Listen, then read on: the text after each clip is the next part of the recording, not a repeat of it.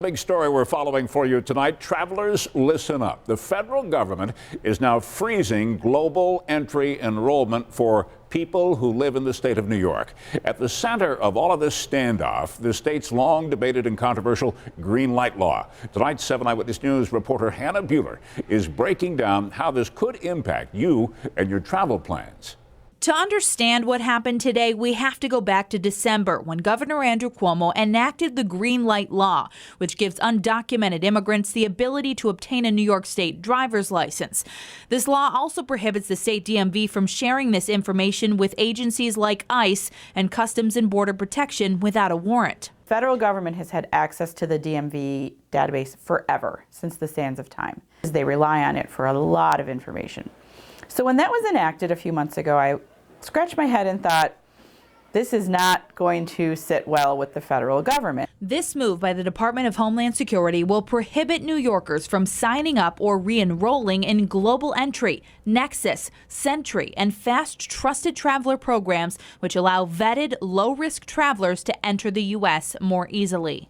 The Department of Homeland Security is saying, listen, DMV, we loved working with you all these years. You've shut the door on it. We use your database for all kinds of criminal issues, to identify people, where they live, if there's an outstanding warrant. We rely on that to build cases.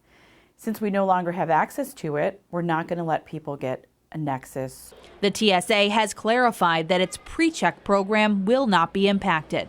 So everything has just been shut off immediately. Since Western New York sits near an international border, organizations like the Buffalo-Niagara Partnership, which relies on business from Canada, are concerned with the blockade they say this creates. We're not happy about it because we've spent decades trying to smooth border crossings, making it easier for people to get across the bridge instead of harder. So, the improvements we've seen on bridge traffic, to some degree, have to do with the Nexus program. So. In a letter issued by the Department of Homeland Security, the acting secretary said that the green light law meant that it was no longer possible to ensure that New Yorkers met trusted traveler requirements. Democrats I talked to with today say that this move is plain unacceptable. The state attorney general, Letitia James, tweeted, quote, "New Yorkers will not be targeted or bullied by an authoritarian thug." We're live in the newsroom tonight. Hannah Buehler, 7 Eyewitness News.